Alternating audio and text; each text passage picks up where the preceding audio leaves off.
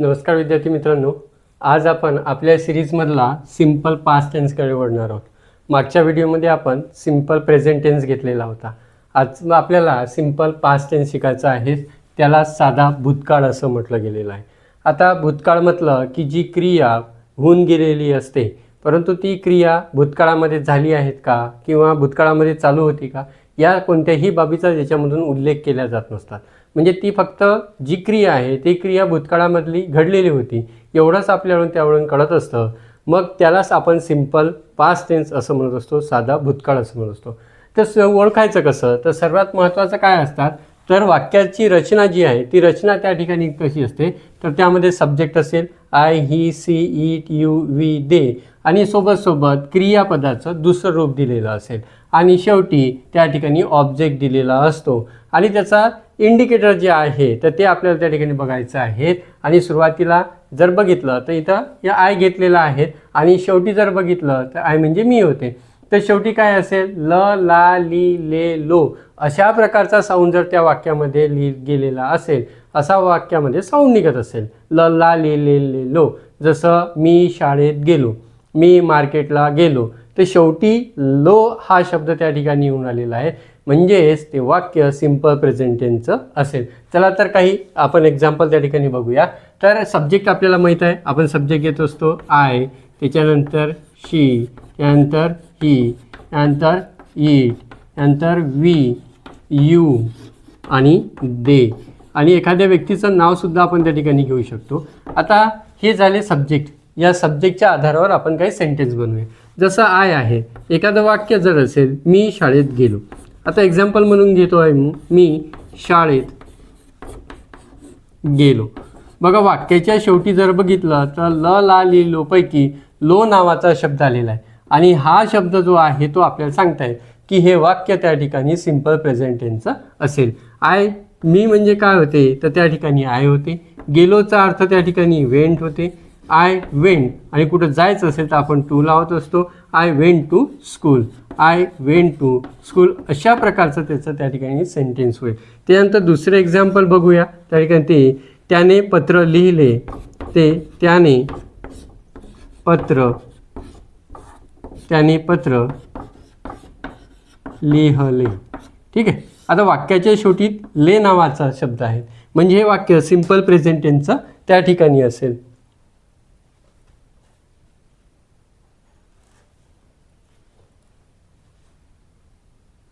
बघा त्या ठिकाणी काय याचं जर बघितलं तर ही म्हणजे त्याने, ही लिहिलेला त्या ठिकाणी रोट म्हणतात. He wrote a letter, he wrote a letter.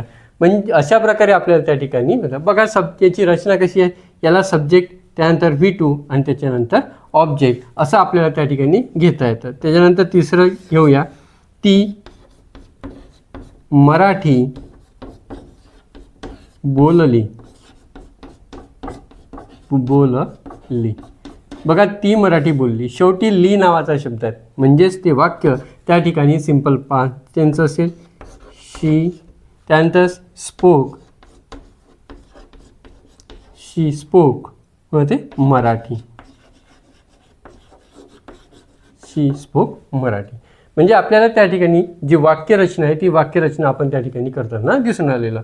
बघा वाक्यामध्ये सब्जेक्ट असेल I, he, she, it, you, we, they किंवा एखाद्या व्यक्तीचं नाव असं असू शकते. त्यानंतर यामध्ये क्रियापदाचं दुसरं रूप घ्यायचं असतात.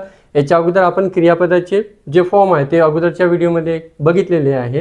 जर ते व्हिडिओ जर नसेल बघितला तो बघून घ्यायचा आहे.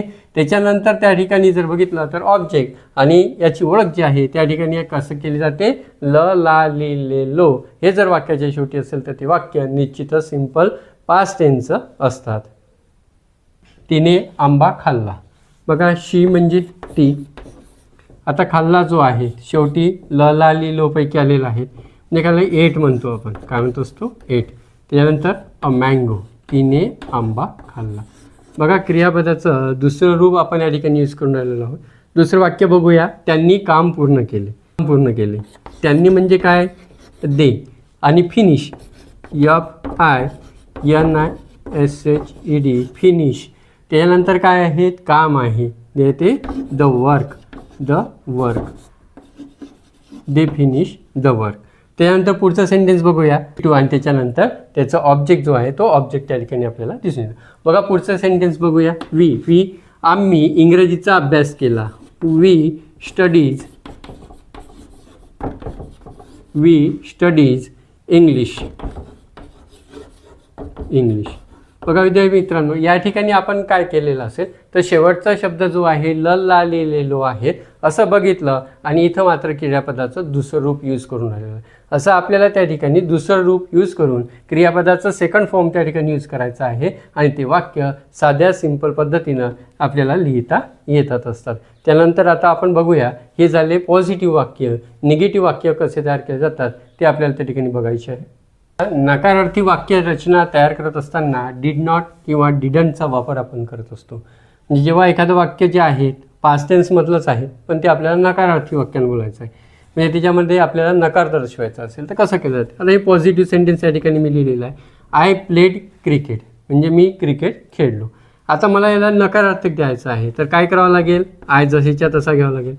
इथे क्रियापदाला ईडी लागलेला आहे तर काय करत असतात, जेव्हा वाक्य जे आहे ते वाक्य नकारार्थी असताना डीड नॉटचा वापर केला जाते. कशाचा, डीड नॉट. आता या ठिकाणी डीड आल्या कारणामुळं क्रियापदाचं इथलं पहिलं फॉर्म घ्यावं लागेल आपल्याला, जसं प्ले घ्यावं लागेल. बघा इथं प्लेड हे सेकंड फॉर्म घेतलेलं होतं पण नका डीड नावाचा शब्द आला तर नेहमी क्रियापदाचं पहिलं स्वरूप त्या ठिकाणी यूज केलं जातात आणि हे जे डीड जे आहे हेच आपल्याला त्या ठिकाणी पास्ट टेन्स दर्शवले जात असतात. म्हणून इथं दोन्हीही पास्ट टेन्स होणं शक्य नाही. म्हणून इथं डीड असेल तर इथं प्ले असणं अत्यंत आवश्यक आहे. आणि ऑब्जेक्ट काय होता आपला, क्रिकेट होता. ऑब्जेक्ट काय आहे, क्रिकेट. बघा नकारार्थी वाक्य कसं लिहिलेलं आहे, I did not played cricket. I did not play cricket किंवा आय डिडंट प्ले क्रिकेट असं सुद्धा त्या ठिकाणी होऊ शकते. त्यानंतर दुसरं एक्झाम्पल त्या ठिकाणी बघूया. हे पॉझिटिव्ह वाक्य आहे. शी वेंट टू स्कूल, ती शाळेत गेली. आपल्याला त्याला त्या ठिकाणी नकारार्थी घ्यायचं आहे तर हे जशीच्या तसं घ्यावं लागेल. त्याच्यानंतर नकारार्थी करत असताना काय करावं लागेल, डीड नॉटचा वापर करावा लागेल. डीड नॉट होते डीड नॉट आणि वेंट आहे तर पहिलं रूप होते go. He did not go to school. अशा प्रकारे त्याचं त्या ठिकाणी जे काही निगेटिव्ह आहे निगेटिव्ह सेंटेन्स होत असतात. यामध्ये लक्षात घ्यायचं आहे आपल्याला की ज्या ठिकाणी डीड असते तेव्हा क्रियापदाचं नेहमी पहिलंच रूप आपण यूज करावं लागत असतात. आज आपण या ठिकाणी काय सिंपल पास्ट टेन्स घेतलेलं होतं आणि त्याच्यामध्ये त्याची वाक्यरचना कशी केली जात असतात, नकारार्थी वाक्य कसं केले जात असतात, या सर्व बाबी आपण आज या व्हिडिओमध्ये बघितलेल्या आहे. निश्चितच व्हिडिओ जर आवडला असेल तर त्याला त्या ठिकाणी शेअर करायला मात्र विसरू नका. सोबत त्या ठिकाणी एक लाईकसुद्धा करायला विसरायचं नाही. आणि त्याचबरोबर चॅनलवर जर नवीन असाल तर अशा वेळेस चॅनलला सबस्क्राईब करून ठेवायचं आहे. आणि सोबत ही जी सिरीज आपण चालू केलेली होती ही सर्व सिरीज तुम्हाला त्या ठिकाणी बघून घ्यायचं आहे, जेणेकरून या चॅनलवर आल्यानंतर तुम्ही इथे इंग्रजी लिहू शकता, वाचू शकता, बोलू शकता. आणि ह्या तिन्ही गोष्टी करायचं असेल निश्चितच चॅनलला त्या ठिकाणी सबस्क्राईब करून ठेवायचं.